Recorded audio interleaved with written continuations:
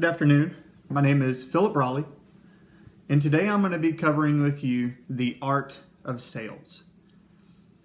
Now, to give you a little bit of background, I've been in sales my entire career, anything from retail, car sales, outdoor sales, sales marketing, and sales management.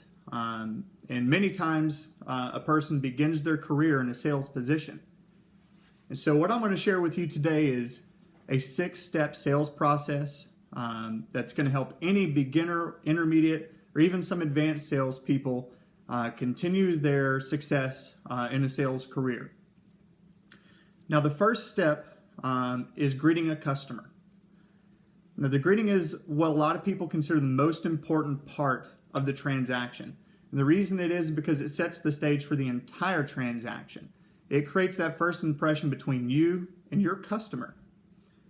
Now, during the greeting, you would always want to treat your customer or your prospective buyer as a guest of your own home. It's very important to remember that. You don't want to be too direct with your customer, and you don't want to be too pushy. So the first thing that you want to do is make sure that you make eye contact with your customer. Avoiding eye contact shows a lack of respect for your customer, and it shows some disinterest in your customer. So the very first step in a proper greeting is making sure you're making eye contact. You also want to be friendly and courteous to your customer. You want to use a cultural greeting such as a handshake, a head nod, or a bow if you do any type of international travel or international sales. In a retail environment, make sure that you greet your customer in a timely manner. In many instances, a customer will go to a place where there might be a line, a wait, and it's not a very fun or very pleasant thing to sit and wait, but a proper greeting in a quick, timely manner can make the difference between a happy customer who's happy to wait or an upset customer who feels like they've been ignored. Always use a pleasant greeting, and some examples of a pleasant greeting would be, it's a pleasure to meet you, or how may I help you, or what brought you in today. Again, don't be pushy or too direct with your sales process. This needs to be a quick, easy step that's very in process, in flow with the start of the transaction. And finally, one of the most important steps in a greeting into any salesperson is don't judge your customer based upon what they look or how their first actual impression to you is. A lot of times, especially in retail environment, your customer may be coming in with an issue that is your job to turn around into a sale. So they may be coming in upset, they may be coming in a little bit worried, and it's your job to not judge them based upon that first initial impression and give them an opportunity. Also, don't judge a person by the clothing that they wear. Simply, you can't judge or determine the amount of money or what they're in to buy just by that first initial quick impression. The best people make big sales by developing a warm relationship, a warm greeting with their customer. So a quick example of a proper greeting would be, hi, my name is Philip Raleigh. It's a pleasure to meet you. What can I help you with today? And that's a very quick, very basic example of a greeting. The second step of the 6-step sales process is what I consider to be the most important step, and that's discovering needs and building value. Now, I feel like this is the most important step in the transactions because it allows you to identify your customer's wants and your customer's needs in order for you, the salesperson, to build a solution. Now, in order to uncover needs, you're going to have to develop a great rapport with your customer by asking questions, and those questions need to be done in a specific way. Now, the first thing you want to do is always ask open-ended questions. Open-ended questions can't be answered with a yes or a no, and typically they start with a who, what, when, where, why, or how. Don't ask closed-ended questions that end in a yes or a no, as this can be difficult to actually generate a good quality conversation from because your customer can be very quick with their answers. The key in this particular stage is to make sure that your customer is talking about themselves. They're what we call FOR questions, F-O-R. Okay, you need to be getting them to talk about their family, their occupation, their recreation, things that they do for fun and entertainment. So, several things that you want to you have to do during this particular step is always continue to be courteous and friendly. Show your genuine interest in what your customer is wanting. Again, always ask open-ended questions and basically just make sure that you leave room for good quality conversation. Again, ask questions about your customer's lifestyle. So ask about family, ask about occupation, and ask about, recreation or entertainment, what they like to do. This is a very important part of the step is listen carefully to your customer's responses. This is important because you need to know about your customer in order to formulate a solution. In order to build value in a product for them, you need to know how it's going to benefit them. You need to know what features to talk about that are going to be a benefit to your customer. Don't be too direct with your questions. Your customer may feel pressure if your questions are too direct about the particular product or about selling the product, seeming too eager to sell the product. Your customers can be turned off by that and feel like you're only there to make money off of them. Also, when you're in discussion with your customers, be honest about any answers to questions that your customers may have. You may often get questions that you don't know the answer to, but don't try to pretend that you know what you're talking about and give them answers that may not be the truth. You definitely want to tell them that you don't know the answer and that you are prepared to go find that answer for their question.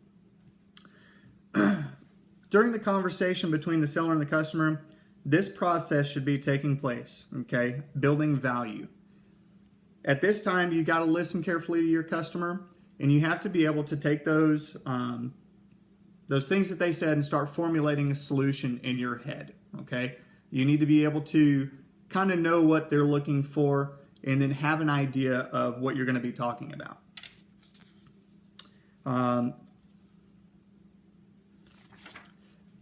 So as you're asking questions and formulating this solution, you're going to eventually come to a conclusion of a product that might be great. And this leads into the next step of the sale, the third step of the sale, which is called offering solutions.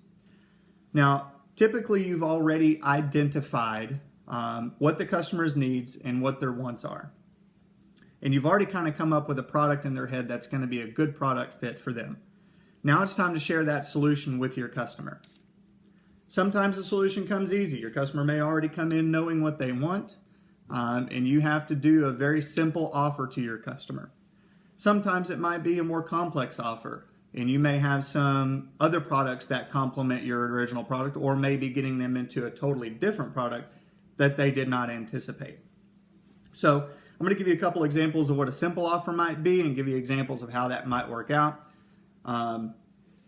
So you're a waiter in a bar and grill, and your customer comes in and you ask, if you would like an appetizer with your meal, or if you would like a dessert with your meal. That is a very simple offer. It's implied that they're purchasing a meal, and you're just going to offer an additional product on top of that. It doesn't take a whole lot of effort. It doesn't take knowing your customer and the ins and outs, but it does take you asking that customer if they want it. That's sometimes what we call clerking, where you are basically put in a position where the customer always knows what they want, and it's your job to ask that simple question or that simple offer to your customer.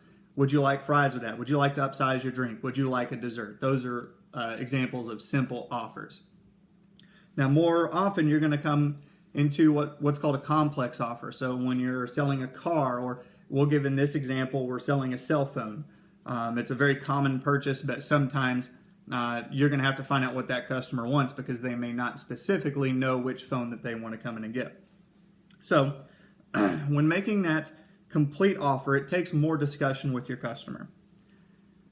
In a complex offer, you're usually going to offer a complement of products that the customer may not have anticipated purchasing. It requires patience from you, the seller, because when you make that offer, it takes patience from you, the seller. When you make this offer, your customer may have some objections. Okay, they did not originally come in for this product, or you may be adding on additional products. So you need to be prepared to handle any objections or questions that they may have. So when you're making the offer or a complete solution offer, there's several things that you want to remember. Make sure that you have built value in the products that you're offering. If you've not built any value and you're making a blanket offer for a product, it's more than likely that the customer is going to object your purchase or object your offer and may object to the total purchase or the total transaction and may just leave you. Often that's called what we call sharking or slamming a product, when you just offer a product out there and have not built any kind of value and your customer sees no real benefit to it. Be prepared to handle your customer's objections, okay? During this building value stage, you've learned a lot about your customer and you're making a recommendation to them on something that you have seen that benefits their needs. They're going to have questions. So make sure that you're prepared to answer those questions and make sure that you answer them in a very confident manner, as that's important for your customers to know that you can answer their questions confidently. Be aware of buying signals when you're making the offer to your customer. Then this is extremely important in the next step, which we'll cover, but make sure that you're aware of what those buying signals are so that you have the opportunity to help close that transaction. And finally, this is a very important part, offer to demonstrate the product to your customer. Putting that product in their hands or getting them to use that product like they would in everyday life is extremely important, because they need to know how it is to use that product. And it's very critical to the success of you making that particular sale. They need to take ownership of that product. Now moving on to the next step, which is gaining agreement or asking for the sale. Now I talked briefly about understanding buying signals, which we'll cover those in a moment, but there's two ways that you can ask for the sale. Okay, it's a very simple process. There's a direct method of asking for the sale and an indirect method of asking for the sale. The direct method is pretty plain and simple, and a couple of examples of that would be, hey, would you like to go ahead and buy this today? Or how does this deal sound? That's a very direct method to ask for that transaction to get your customers' agreement on the product that you've offered them. Now the indirect methods can come by typically assuming the sale. And this is done indirectly because you're not just plain out asking, hey, do you want to buy this product? You're going to ask the customer things like, hey, what color would you like to get? Or would you like it delivered? And when would you like it installed? Or, hey, how would you like to pay for this? Right? Do you want us to check out our financing options? The reason those are indirect methods is it gets your customer confirming that either A, I'm going to buy this product, but without you asking, if they want to buy it. So if your customer says, I think I want to go with the red one. They've confirmed to you that they want to buy the product and that they want to buy the red one. It gives you that opportunity to do it without being so direct. Now, in order to ask for the sale, you must pay very, very close attention to your customer's buying signals. As you're going through your offering solutions, your customer is going to give you buying signals. So it's very important to determine before you gain agreement on the buying signals, so you can help determine whether you use a direct or an indirect method. Now,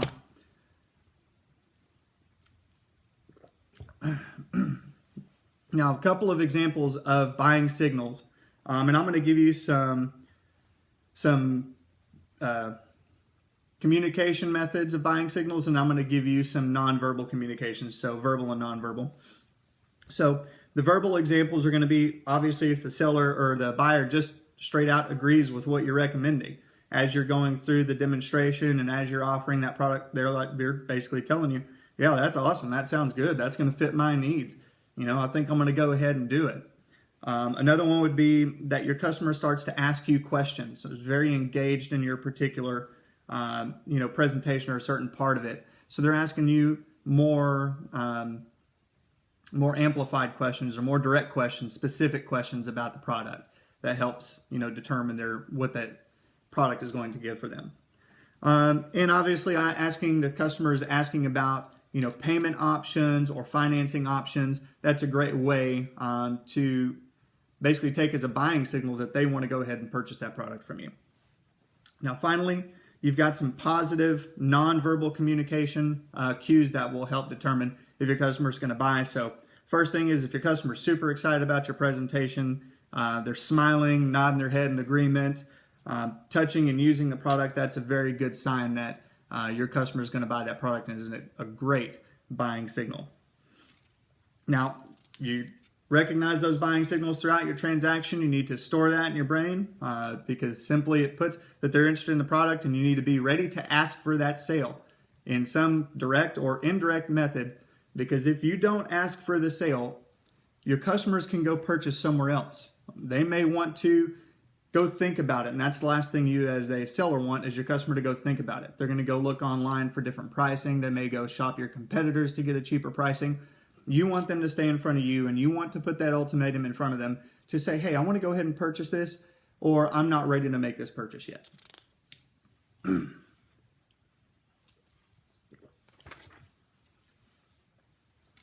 All right, so there's 2 more steps left, and these are all after the transaction, after the sale has been basically confirmed. Now the 5th step is the educate step.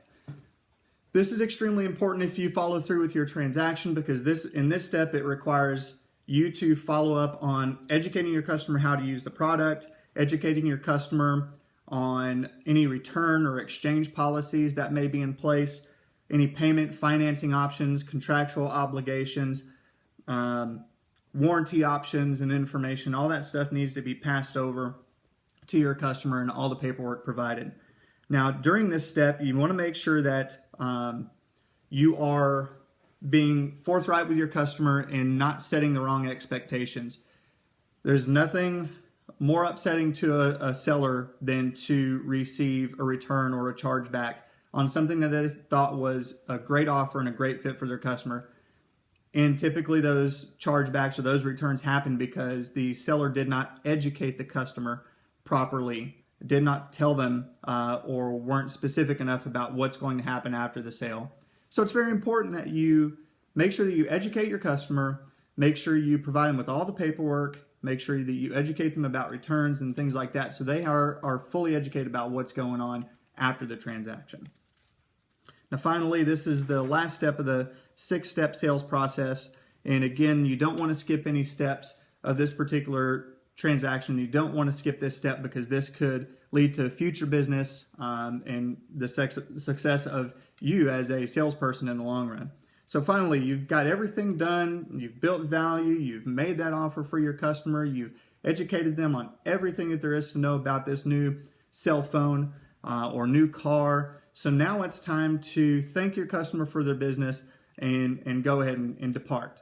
And through this, your transaction is going to be very much like your greeting. It's very quick, it's very friendly, courteous. You want to basically thank your customer for their business, ask if they have any more questions, make sure they're walking out with all their products and their paperwork, they've got your business card. And you want to thank your customer for their business. You want to thank them for the time that they spent, and then you want to thank them for the opportunity to earn their business, and you definitely want to make sure that they refer other friends and family to you for repeat business. In a retail environment, it's very proper to walk your customer through the door upon exit and upon finalization of the transaction, but that's just from the retail experience. But to recap what we're going to go through. That's the end of the transaction, so we'll recap real quick. So the first thing is you want to greet your customer in a quick, timely manner, be friendly and courteous. Always be ready to build value and ask those right questions. Don't ask your yes or no questions. Always build that value by asking those open-ended questions, and just create a conversation like you'd be talking to your neighbor during that building value stage. Once you've formulated a solution for your customer, make sure that you have the opportunity to offer that solution to your customer and do it in a manner that benefits them and shares with them the features and benefits. Make sure that you are prepared to ask for the sale to get that customer's agreement on the product, and be prepared to handle any objections. You always want to educate your customer after the transaction to make sure that they are fully aware of the details of the transaction. And finally, always remember to thank and depart. Make sure that your customers are happy with the service that you gave them and happy to refer their friends and family to come back to you. Now, this is the 6-step sales process. I hope that you guys enjoyed it, and I really hope that all of you future salespeople will take these words into consideration with any training or any future sales endeavors that you do. And again, my name is Philip Brawley, and I thank you for your time.